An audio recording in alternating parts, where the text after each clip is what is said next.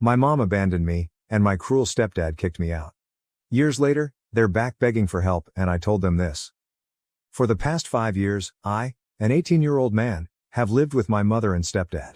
My life changed dramatically when at 10, my biological dad died in a vehicle accident. For my mom as much as for me, it was a trying period. For a few years, we battled both financially and emotionally until my mom met Mark when I was 12. They spent a year dating before getting married when I was 13. Mark clearly didn't like me right from the start. He always saw me as a burden and a continual reminder of my mother's previous relationship. That day they were wedded to me. I noticed Mark staring coldly, calculatedly while everyone was celebrating. Though I dismissed it as simply wedding day nerves, it made me shudder. Growing up, I made every effort to fit in with Mark. Along with maintaining my grades and helping him with yard work or watching football, activities he liked, I worked around the house. Still, it never was sufficient whatever I did. He would always find means to denigrate me or make me unwelcome. Mark would criticize me for not being his actual son or for simply squandering room in his house. If it were up to me, you would be out on the street where you belong, he would say, or, you're lucky your mother loves you because no one else would put up with a useless kid like you. Though they hurt, I tried not to let them define me. When she saw these exchanges, my mother would try to referee, but she usually sided with Mark to diffuse conflict. She might remark, he doesn't mean it that way, or you need to try harder to get along with Mark. In my own house, I felt as though I was continually treading on eggshells. As I aged, things grew worse. Mark insisted on my paying rent when I reached 16 and started working part-time at a nearby grocery store. Though she felt it was a little harsh, my mother agreed it would teach me responsibility. So a good amount of my little pay went to Mark every month, leaving me nothing to save or spend on myself. My mother recently landed an incredible job overseas. She could possibly acquire a permanent job from a 6-month contract she was presented with in Europe. I could see the thrill in her eyes when she initially told me about it. I had not seen her genuinely delighted about something in years. But worries about living alone with Mark soon eclipsed my delight for her. I told my mother about how Mark treated me when she was away, therefore expressing my worries. I related stories of events when he would accidentally ruin items I cared about, such as the model airplane my dad and I created together before he passed away, or how he would forget to buy groceries I could eat knowing I had dietary restrictions. My mother dismissed it, saying Mark was merely tough and I was exaggerating. She advised me to give him an opportunity and that living together might strengthen our relationship. That day my mother left was among the toughest of my life. I hugged her tightly while we stood at the airport, stifling tears. Though I wanted her to stay, to not be left with Mark alone, I couldn't bring myself to slow her down. Mark laid his hand on my shoulder as she passed the security checkpoint. Though his hold was agonizing, to anyone observing it would have looked like a consoling action. His voice chilly, he continued, "Let's go home, boy. Things are going to be different now." And they were different as well. Things plummeted from the time we arrived home. Mark started screaming at me for the most minor transgressions. Should I leave a dish in the sink or arrive home 5 minutes later than usual, he would yell. Once on my way to school, I unintentionally left a light on in my room. Mark had taken out every light bulb from my room when I returned. "You don't deserve to have any if you can't remember to turn off the lights," he remarked, grinning. Saying he was merely letting me stay because of my mother, he threatened to kick me out several times. "One incorrect move," he would counsel, "and you'll be out on the street. And who do you suppose your mother will find credible? Me, her devoted husband, or her unappreciative kid brat?" Though I tried to keep my head down and avoid confrontation, it was getting intolerable. My mental health was failing and I couldn't concentrate on my academics. I was depressed and concerned all the time as my grades began to slide. Several times I called my mother to let her know what was occurring, but she always appeared preoccupied and advised me to sort it out with Mark. Her voice sounded stressed about her new employment, and I didn't want to aggravate her problems. About 2 months into my mother's absence, one evening things got out of control. Covering a sick colleague, I had been working late at my job. When I got home late, I contacted Mark to let him know. But when I got there he was waiting for me, enraged. He accused me of lying, of doing drugs or running afoul of the law. He labeled me useless and declared he was bored with having me around when I tried to explain. Driven by a flash of wrath, he seized a box containing old pictures, my dad's watch, and school keepsakes and threatened to toss them. I begged him to stop, and in the struggle the box dropped and its contents spilled over the floor. Mark topped me as I hurried to gather my things. "This ends now," he snarled. "I will throw you out myself. I want you out of my house by tomorrow." That was the final straw. I knew I couldn't stand it anymore. I packed a bag with basics and departed in the middle of the night once Mark turned in for sleep. After a few days of crashing at my best friend's house, I discovered a small room to rent using part-time job savings. I didn't notify my mother right away since I wanted to spare her from stress and compromise her employment possibility. When she returned, I reasoned I would explain everything.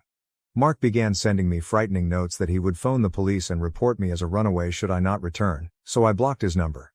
1 month now, and I'm getting by on my own. It's not easy. I'm trying to keep up with school while working extra hours to pay for basic needs including rent. Though I hardly eat some days, it's still better than living under Mark's roof. Though I feel bad about leaving without telling my mother, I also feel as though I had little option. Stress and continual fear were breaking me. So Reddit, am I the moron for leaving the house of my stepfather while my mother was overseas? Should I have pushed more to make things work? Should I get in touch with my mother right now and clarify everything? I'm lost and would much benefit from any guidance. Edit. I appreciate your replies, everybody. Having perused them, I value your help. Many of you have inquired about my housing circumstances and future intentions. I came into a modest studio apartment through a buddy of a friend right now. Though I can hear every movement my neighbors make and the plumbing is erratic, it's safe and reasonably priced. To pay for things, I'm part-time instructing online and working at a nearby diner. Regarding education, I am in my senior year and set to graduate. My school counselor has been in contact with me on my circumstances and has been quite helpful in ensuring I remain on target. Others of you advised getting in touch with other relatives. Sadly, my grandma died a few years ago and my mom was an only kid. After his death, my dad's side of the family lost contact with us. Hence, for the past few years, Mark, my mother and I basically have been the only ones in touch. When my mother gets back, I'm not sure how to handle things. Though another part of me wants to tell her everything, I am afraid she won't believe me or will start to side with Mark once more. When I visit the bridge, I suppose I'll cross it. Right now my priorities are finishing school and keeping afloat. Again, thank you everyone for your wise counsel and polite comments. Update 1. After my first post 6 months ago, a lot has happened. I wanted to let everyone know about current affairs. Last week, my mother got back from a work trip overseas. Though I was anxious about meeting her, I also looked forward to at last clarifying all that had happened with Mark. Still, events did not go as I had intended. The day she returned, I got her on the line. Her voice was icy and hostile, not at all the gentle, caring tone I was accustomed to. She insisted on knowing whether it was accurate that I had fled with money taken from Mark. Startled and perplexed, my mind flew to try to figure out where this charge originated. I tried to describe what actually happened. How Mark had been verbally nasty. How he had threatened to kick me out, and how I left for my own safety and mental health. I informed her about the episode involving my box of personal items and about how Mark had made every day she was gone awful. Still, my mother would not pay attention. She insisted non-stop that Mark had shown her proof of my theft. She was evasive when I asked what proof, mentioning missing money and dubious bank activity. I assured her I had never taken anything in my life. It was all falsehoods. She appeared to have her opinion already formed, even though I reminded her of how honest I had always been with her and how hard I had worked at my part-time job to help the house. To enable us to have a face-to-face conversation, I pleaded with her to meet personally. She accepted under some coaxing, but Mark was with her when we met at a neighborhood cafe. My heart dropped the minute I saw him. Though he looked sad, I could see the triumphant gleam in his eyes. Mark presented me with a show of worry and disappointment. He concocted a story about how he had tried his best to look after me while my mom was away, but that I had grown rebellious and begun pilfering money to pay for a party life. He discussed how he had spotted strange withdrawals from their joint account and how he would have noticed cash missing from his wallet. I stumbled. Though he told it so convincingly, every word he spoke was a lie. He even claimed to have fictitious bank records and invoices proving I had been taking money. Though I'm not sure how he made them, they appeared real enough to mislead my mother. He discussed his attempts to approach me about it, but I had fled instead of dealing with the fallout. I tried furiously to explain my side of the narrative and defend myself. I described how I'd been struggling to make ends meet in my tiny apartment and how I'd been working extra shifts to help myself. I mentioned to them the evenings I would have gone to bed hungry as I cannot afford rent as well as food. I begged my mother to remember how I had always been conscientious with money. How I had never given her any cause to question me before. But Mark had obviously been working on my mother for several weeks prior to her comeback. Her belief of me as a troubled, unappreciative child who had seized advantage of her absence was shaped by his poisoning of her against me. He presented himself as the victim, A worried stepfather limited to helping his wayward stepson. Seeing the sight of disappointment and wrath in my mother's eyes was the worst of it. She said she had trusted me to behave while she was away and she couldn't believe I would treat her this way. She accused me of trying to assign blame and fabricating falsehoods about my loving stepfather when I tried to explain about Mark's behavior. Her voice breaking, "How could you do this to us?" she asked. "We gave you everything, this is how you reimburse us?" Her comments ripped right through, each one like a physical blow. Her own son Mark seemed to me incomprehensible as she believed him over me.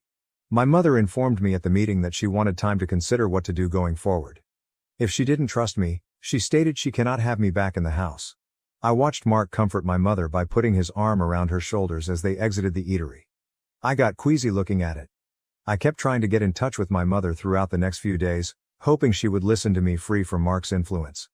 She either answered with brief icy texts instructing me to quit lying and take accountability for my behavior or ignored my calls. I was quite hungry.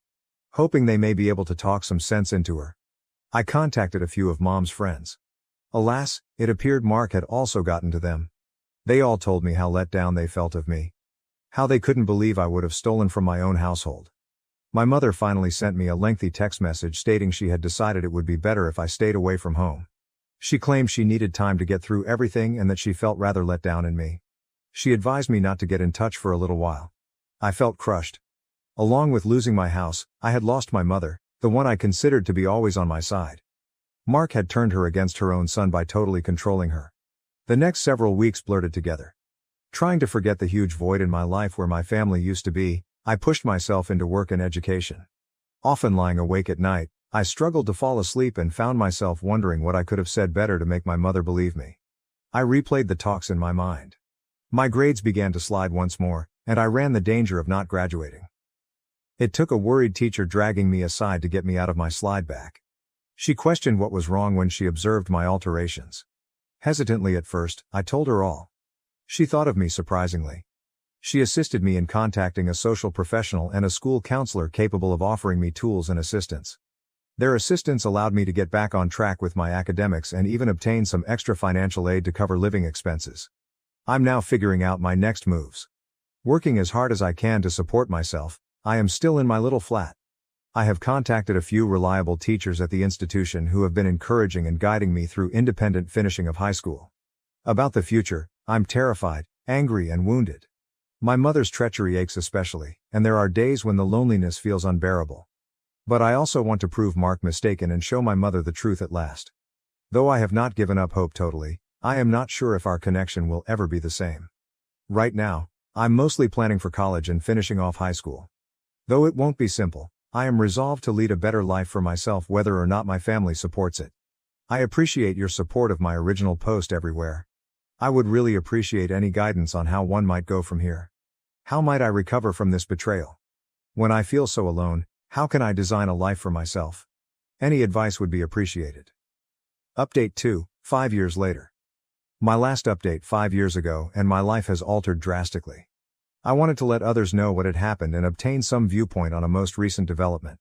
After high school, I threw myself into my education and job. Though I still felt the loss of my family hard, I turned that suffering into will.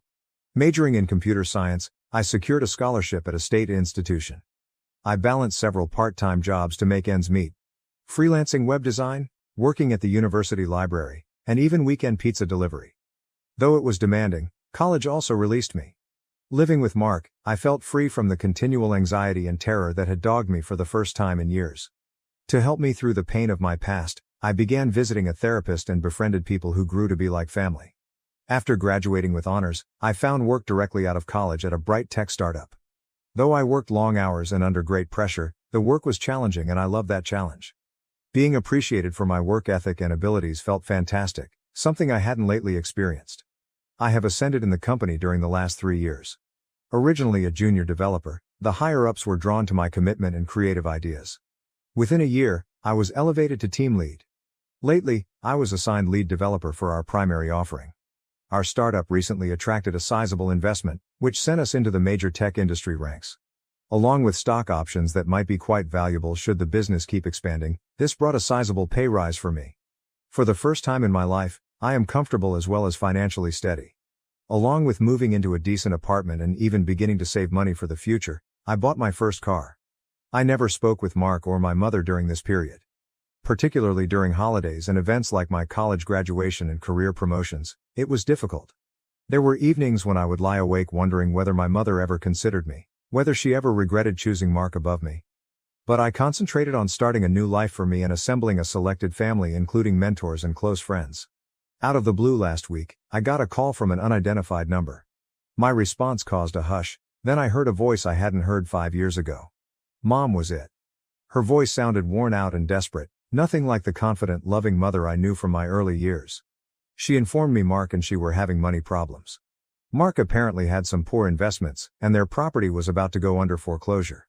Mark has been unemployed for the past year since his company he worked for filed for bankruptcy. They were drowning in debt after devouring their savings.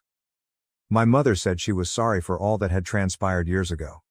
Her voice broke as she said she had come to see Mark had controlled her over time. She admitted she had been carrying guilt for years and she regretted not trusting me. She asked whether we might get together to try to heal our relationship and to go over things. I froze. I had dreamed of this for years, my mother recognizing the truth and reaching out to re-establish contact. Now that it was occurring though, I experienced a rush of emotions, optimism, resentment, grief, and residual betrayal. After a protracted silence, I decided to see her at a cafe, the same one where we had our confrontation 5 years earlier. It startled me to find Mark and my mother there when I got there. With her grayed hair and worried lined face, my mother seemed older and exhausted. Mark's shoulders dropped and his eyes downcast suggested he had lost the cocky air he formerly possessed. More specifically, they said they were months behind on their mortgage payments and that the bank threatened to seize their residence. When his company closed, Mark lost his career. Even now, he has struggled to find consistent employment. Teacher pay for my mother was insufficient to pay living expenses and debt. I observed as they spoke the dynamic between them had altered. Often breaking off or correcting Mark, my mother looked more forceful. Mark, on the other hand, seemed subdued, a far cry from the dominant man I recalled. The true reason they reached out was to ask whether I might provide them loans to enable them to get back on their feet. Having heard through mutual friends about my achievements in the tech sector, they thought I would be in a position to be of use. Sitting there, I listened to their appeal and experienced a range of feelings. Part of me felt vindicated. Years ago Mark had lied and exploited the circumstances, and at last they were owning this. Another side of me, though, was resentment at their only outreach when they required something from me. Mom grabbed my hand in hers across the table. Tears in her eyes. "I know we don't deserve your help," she added. "We are desperate even though what we did to you was awful. We have nowhere else to turn." Mark joined in, his voice missing the assurance it had previously possessed. "I know you have every cause to hate me," he continued. "I treated you cruelly. I let everything be poisoned by my insecurity and jealousy. Though I am really sorry for what I did, I am not asking for pardon." Their apologies set off past hurts and memories. I considered the lonely evenings in my small apartment, battling poverty. I recalled the sense of betrayal when my own mother decided to accept a falsehood instead of her son's reality. I told them I needed time to consider it once they had finished speaking and inhaled deeply. I promised nothing when I left the cafe. Their begging gaze trailed after me. I'm divided now.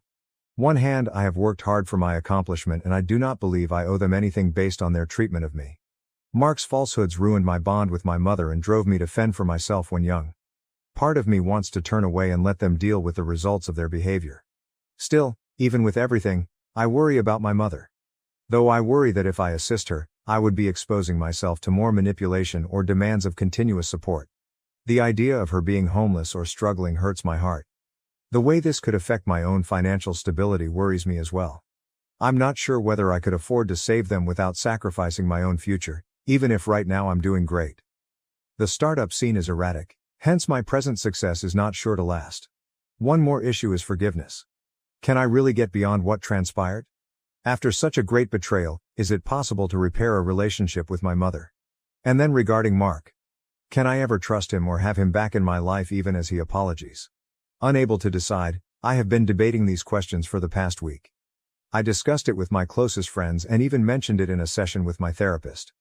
Though everyone has different ideas, finally they all say the same: it is my decision to make. Part of me is driven to be a great person and offer an olive branch of support. Perhaps this is the first step toward mending past hurts and reconstructing my relationship with my mother. Another side of me, meanwhile, is terrified of subjecting myself to the suffering I have so battled once more. So on Reddit, I find myself wondering once more. Am I bad if I refuse to assist my mother and stepdad financially following all that has happened? Should I provide them another chance or guard the life I have created or myself? I could really appreciate some outside view because I find myself at a crossroads. Thank you for watching. If you haven't subscribed yet, please do so and hit the notification bell to stay updated with more shocking real-life stories happening around you. Alright, everyone's presentations are done. Nick, the manager, said as he tried to move the discussion forward. Excuse me, I haven't. I recently found out something. Nick interrupted me and began to speak. There's apparently someone in this department who didn't graduate high school and is just a part-timer. Meetings should be for employees only. Absolutely right. His lackey, Mike, of course, agreed with Nick. I'm leaving. After leaving the meeting room, I started to shut down my computer. I noticed that an email had arrived, not in my personal inbox, but in the company's shared email. Thinking, there's no point in speaking up, no one will listen, I went home quietly. The next day, I heard a commotion from Nick's desk. He was staring at his computer screen, his face pale. Nick! Is something wrong? Mike looked at the screen with him. And he turned even paler than Nick. Why is he so angry? Knowing the reason for Mike's distress, I thought to myself, serves them right. My name is Adam. My mother passed away when I was in the 9th grade, and I was raised by my father. Well, you could hardly call it being raised. After my mother passed, my father changed. He drowned his sorrows in alcohol, and though he still went to work, he squandered our living expenses on horse racing. Because of that, I had to start working part-time as soon as I entered high school. Every month, I went to the convenience store with bills in hand that couldn't be auto-deducted from my father's account. Even though I endured it because I didn't want to be alone, I reached my limit in my 2nd year of high school and dropped out. I found a live-in job at a distant inn. Thank you for everything. The day I left home, my father, still staring at the TV, spoke. Take care. That was our last conversation. Back then, 18 wasn't the age of majority, so I needed my father's permission to work, and I couldn't hide my place of employment. Yet, my father never visited me even once. I kept working just to survive, and before I knew it, I was 42. Years of hard work paid off, and I was transferred to the headquarters. I was thrilled to be recognized by the company, as I thought I'd be working in the field until retirement due to my lack of formal education. Listen up. Our work can change the future of our employees. Don't drag us down. On my first day after the transfer, Nick, dressed in an expensive suit, spoke sternly. There was a reason for this. Our inn was located in a prominent tourist destination, known so well that everyone in the state could sing its commercial jingle. At its peak, we had 5 locations within the state. But that was long ago. Due to financial difficulties and aging facilities, only the place where I had worked for many years and the original establishment remained. I was prepared to lose my job anytime, but now there was a glimmer of hope. With the rise of social media, the tourist area where the inn was located started gaining attention again. Depending on how hard the sales department, where I was transferred, worked, we could either thrive or be forced to give up this prime location to the new hotel chains continuously popping up. For Nick, who had switched careers from another industry to strengthen our sales, this was a battle he couldn't afford to lose. I understood why he had to be strict. I will do my best. Nick sneered at my enthusiastic declaration. Did you not hear what I said? I'm sorry. I thought I was listening carefully. Out of habit from years of customer service, I apologized reflexively, though I had no idea what had offended him. Someone was watching me with a smirk. In this department, there are those who are expected to excel and those who have been shoved here because they have nowhere else to go. You are the latter. It was Mike, the section chief. He's 7 years younger, at 35. But he was called to headquarters much earlier than I was and had been moving around within the headquarters ever since. I'm not jealous, but I can't accept that he's my boss. Graduating from a prestigious university, he has an unusually high pride and caused many problems as a newbie, making things very difficult for me when I was the front desk leader. When I found out Mike was transferred to the sales department a month before me, I was disheartened. Mike is right. With just a middle school diploma, there's not much you can do. Don't even think about achieving results. As if I didn't exist, Nick remarked, I'm thirsty. Mike eagerly ran to the coffee maker. It seems Mike is Nick's lackey. I regretted being happy about my transfer to headquarters, wishing I had stayed on site forever. Send a direct mail to every company on this list by the end of the day. Nick only assigned me tasks that even a new graduate could handle. What? There are over 1,000 companies. You want me to send to all of them by today? Yes, if you and your fellow misfits split the work, even those with nowhere else to go should finish by today. I glanced at the employees typing away expressionlessly. They were worn out from customer service, only thinking about leaving on time, or were women reassigned after having children. With zero motivation for work. Even Sam, a new graduate from the same university as Mike, who was supposed to be among the expected achievers, had no enthusiasm for the job. Having joined the company wanting to do customer service. I don't care what they say, I plan to quit anytime, he said. Only Nick and Mike were highly motivated, making all the decisions between the two of them. I originally only wanted to work at the inn to survive and had no particular attachment to this job. I swallowed my words, thinking I had no right to reprimand them. About a month after the transfer, Nick told us with a frustrated look. To commemorate the 50th anniversary, we've decided to create a plan exclusive for one group per day. Originally, Mike and I were supposed to come up with it, but our president, Mr. Thompson, insists on hearing everyone's opinions. So, you all get a chance. As Nick explained, Mike began handing out prints. Make sure not to embarrass Nick. If your ideas are half-baked, you'll have to redo them. It seemed that they had printed his handwritten notes by Mr. Thompson, which included several questions and a section for free responses.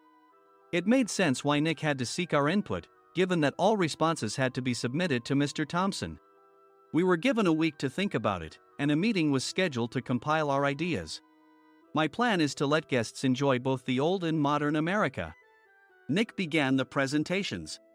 Guests would watch a master confectioner at a nearby traditional sweet shop make sweets in front of them. The welcome drink would be premium tea in a bottle. Nick's plan was certainly attractive. After his presentation, Nick called on us to present in the order we were seated. Just as I stood up for my turn.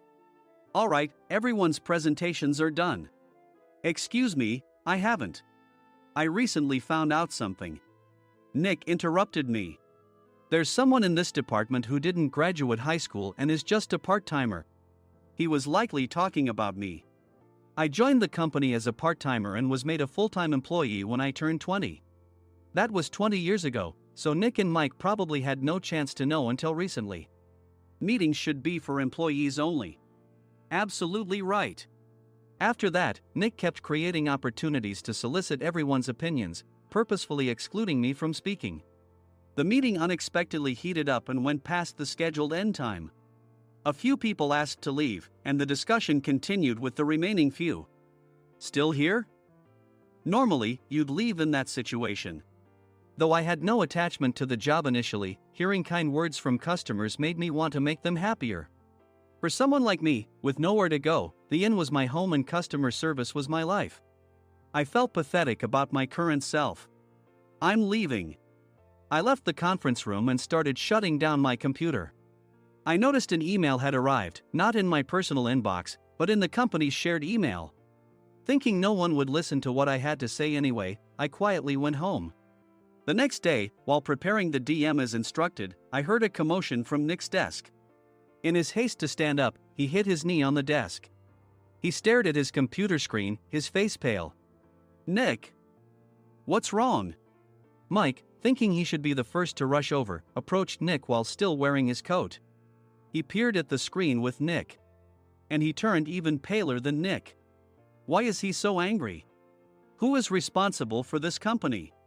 Nick, more irritated than ever, asked, and Mike answered without checking. Probably Sam. Sam wasn't there because he was attending a morning training session for new hires. Nick gave up on getting angry and returned his gaze to the screen. They were looking at an email that arrived right after the end of the working day yesterday. Apparently, no one, including me, had checked it before leaving. The email was from a large company that used us for their annual employee trips. The president and executives of that company also frequently used our services personally. President of the company, Mr. Mason himself had declared that neither he nor his company would ever use our services again.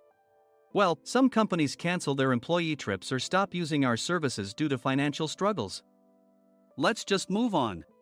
Mike kept wiping the sweat from his forehead with a handkerchief. Knowing why Mike was so agitated, I quietly watched their interaction. Do you know how much revenue we get from that company? We can find other guests to fill the rooms, but we'll lose the banquet costs, gift shop revenue, rental car fees, and more. Moreover, the gifts were supposed to be prepared by the traditional confectionery shop involved in Nick's proposed plan. If it's known that we incurred such a huge loss at this critical time, Nick's position in the company would be jeopardized. Nick took a deep breath, seemingly trying to calm himself. All right, Mike. Go to New York right now and apologize to Mr. Mason. What? You're coming with me, right? I have urgent work to do. I trust you, which is why I'm entrusting this to you. Please. Mike, believing Nick's sincerity, agreed with a determined look on his face, saying, yes. That's Nick for you. Even if Mike went to apologize, Nick would shift all the blame onto him if the client didn't change their mind. Well, it was Mike's fault to begin with, so it served him right. About 3 hours later, Sam answered a call from somewhere and repeatedly apologized, saying, I'm very sorry. Everyone watched to see what was happening. After ending the call, he informed Nick with a weary tone. When Mike arrived at the client's company, he only made things worse, further infuriating Mr. Mason. He was demanding, get his boss here immediately. It was no wonder Sam was exhausted, dealing with such a call right after returning from training. What is that idiot doing? All right, Adam, you're coming with me. If sacrificing Mike didn't work, then I must be next. Normally, I'd want to refuse at all costs, but I saw an opportunity in this situation. If I can be of assistance, I'd be happy to join you. I obediently followed Nick, and we flew to New York. When we introduced ourselves at the reception, it became clear how serious the situation was, as the receptionist personally escorted us to the president's office. Angry voices leaked through the door, making both Nick and me uneasy. Excuse me. I'm Nick, the supervisor. I understand my subordinate has caused you trouble, and I deeply apologize. Nick, with his experience in the corporate world, knew enough to offer an apology before excuses. However, his customer service skills left much to be desired. I sighed as I saw Mike trembling like a small dog in the corner of the room. What kind of training are you giving your subordinates? Mr. Mason glared at Nick with a red face. The intensity of his gaze made even Nick take a step back. Regrettably, I joined this company only 2 years ago and was unaware of Mike's issues. I should have identified his shortcomings sooner. Indeed. I should have realized sooner. No sensible person would come to apologize and then give a lengthy presentation on the drawbacks of not using their inn. Nick froze, his mouth slightly open. Suspecting the worst, I picked up the documents that had fallen to the floor. It seemed Mike hastily prepared these documents on the plane, listing the disadvantages. Disadvantage 1: if you change the venue for the company trip, employees might suspect it's for cost-cutting reasons, leading to a negative impression. Reading it aloud half-jokingly, Nick snatched the papers from my hand and checked the contents with a furious expression. Among the stack of documents was a receipt from a nearby convenience store's copy machine. I felt a pang of dread, hoping he hadn't shown the receipt as well. What do you think he said when I asked what kind of nerve he had to do this? I'm very sorry. Faced with the dire situation, Nick must have thought there was nothing left to do but apologize. In a voice smaller than I'd ever heard from him, he uttered words of apology. He said, I'm a Harvard graduate. I don't believe I said anything wrong. Mike, what have you done? Forgetting his plan to pin the blame on Mike, Nick yelled loudly, even in front of Mr. Mason. I didn't do anything wrong. You're still saying that? Look at him. Mike pointed at me with a shaking hand. I was assigned to headquarters in my 20s and now I'm a section chief. This guy only made it to headquarters at 42. Everything I've done proves I was right. So why are we losing the contract? Having said his piece, Mike collapsed to the floor. Of course. You were sent there because you had nowhere else to go. Mike never expected to hear such words from someone he looked down upon. He lunged at me, and Nick hurriedly stepped in to stop him. Mr. Thompson told me Mike is a quick thinker, and to take good care of him. There's no way he was pushed aside. Don't make things worse here. He didn't say quick thinker, he said only quick-witted, didn't he? I don't remember that part. I recalled the many troubles Mike caused when he was a newbie. When Mike was on the front line, his pride was so high that he never apologized to customers. Customer service, especially in our job, doesn't work alone. It brings both good and bad situations. If the front staff or housekeepers made mistakes, or the cleaning company didn't properly clean a room, one had to apologize to the customers regardless of personal fault. Mike, in such situations, would never apologize, insisting he wasn't at fault. This often angered customers, and as the front desk leader, I frequently had to apologize on his behalf. He caused complaints and disrupted operations, which is why he was quickly moved to headquarters. In departments where he didn't interact directly with customers, his quick thinking was beneficial and things went well.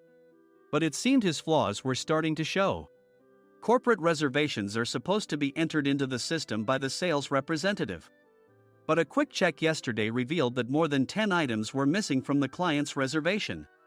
The handover document clearly stated what needed to be prepared. Why didn't you enter it into the system? Why do we have to give them special treatment?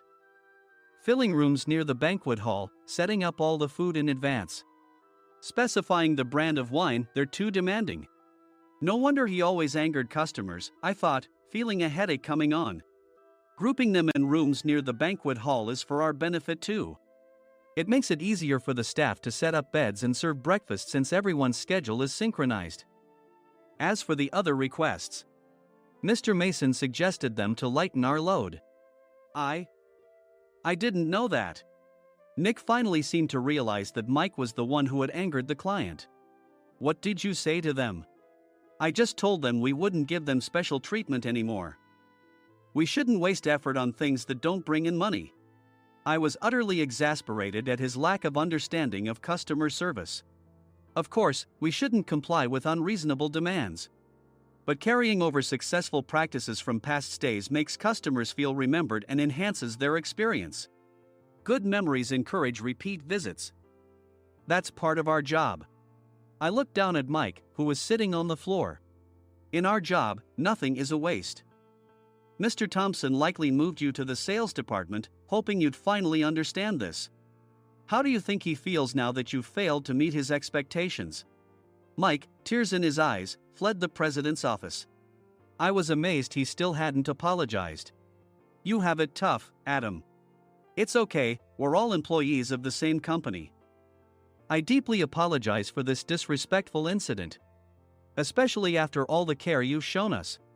If it weren't for you, Adam, I really would have stopped staying here.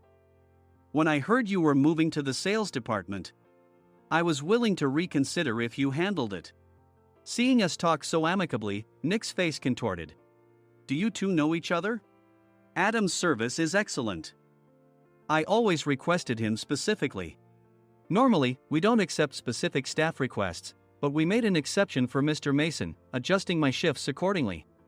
He had personally stayed at our hotel just before my transfer, and during casual conversation, I mentioned, I'm moving to the sales department soon.